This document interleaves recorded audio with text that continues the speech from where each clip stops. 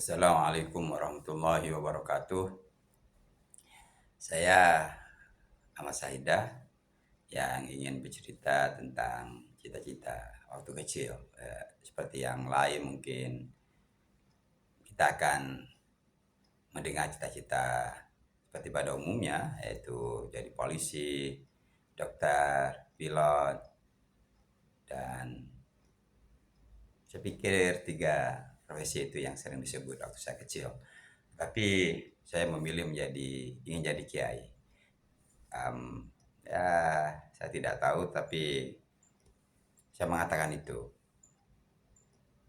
Tokoh yang menjadi idola adalah Kiai Haji Amir Ilyas.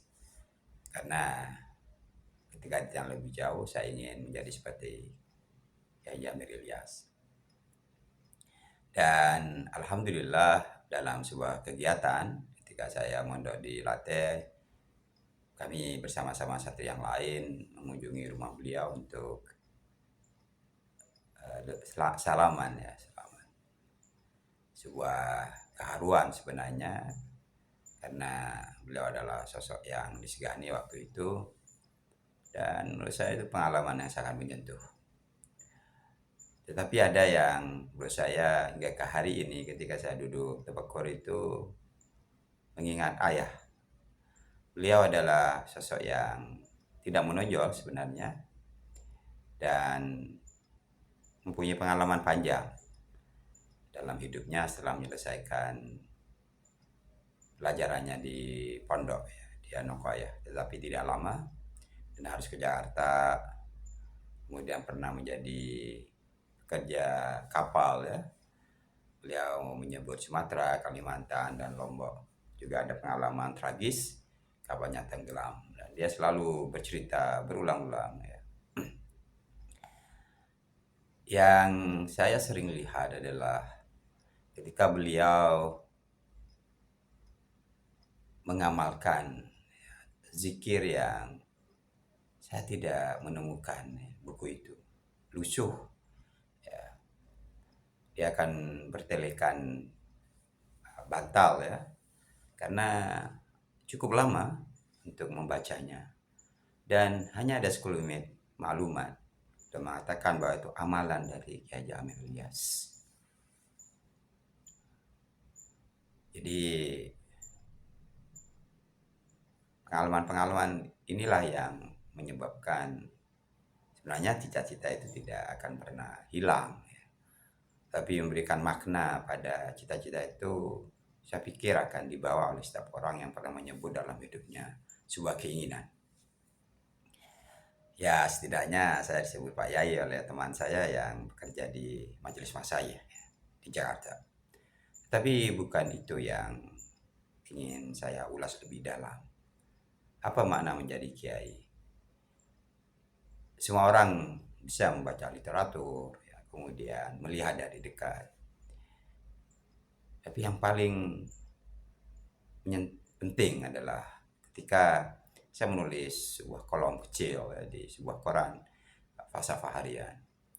Ketika mengulas keteladanan, saya menyebut ada beberapa orang yang buat saya layak diteladani dan saya ikuti.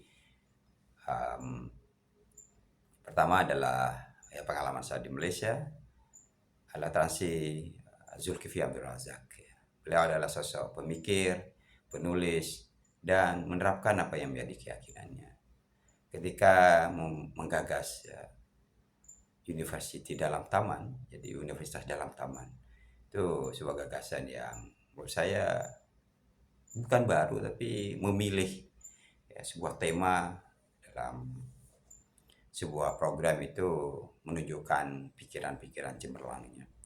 Dan beliau adalah juga yang menerjemahkan gagasan maqasid syariah dengan bahasa yang lebih populer ya. Jadi mal itu well. Ya memang terjemahnya well, kekayaan, tapi dalam perspektif yang jauh lebih luas. Dan selanjutnya saya sebut di situ adalah Kiai Zurizaini. Saya sebut dengan sangat jelas dalam tulisan itu. Anda bisa membacanya di Google ya.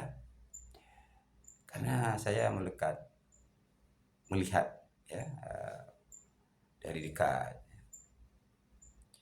kesederhanaannya, ya, kata-kata yang dipilih ketika beliau menyampaikan pandangannya.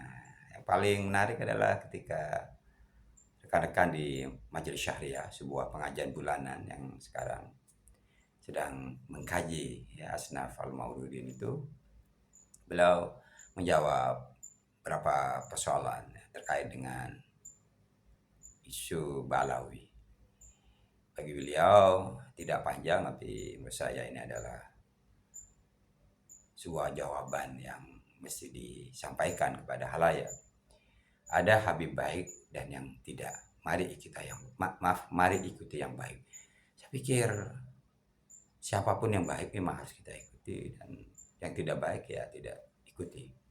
Artinya pernyataan ini objektif, ya. Jadi ketika kita mengikuti seseorang itu karena kebaikannya, bukan melekat pada siapa dirinya. Sebab kalau kebaikan itu melekat karena diwariskan, sebab ia adalah keturunan dari orang tertentu, maka kenyataan tidak bercerita, ya, tidak bercerita itu. Realitasnya adalah siapapun bisa melakukan kebaikan dan siapapun bisa melakukan kejahatan. Oleh karena itu salah satu kiai di Nur Jadid, Kiai Nur Khatib, yang menyatakan bahwa kalau bukan guru yang mendidik masyarakatnya, maka lingkungan yang mendidiknya. Jadi seperti yang saya katakan tadi, kiai sebagai guru dia akan mendidik masyarakatnya, dan kita sebagai bagian dari masyarakat akan menjadikan lingkungan kita menjadi tempat yang baik bagi generasi baru untuk belajar. Itu yang saya sampaikan. Terima kasih, mudah-mudahan bermanfaat. Assalamualaikum warahmatullahi wabarakatuh.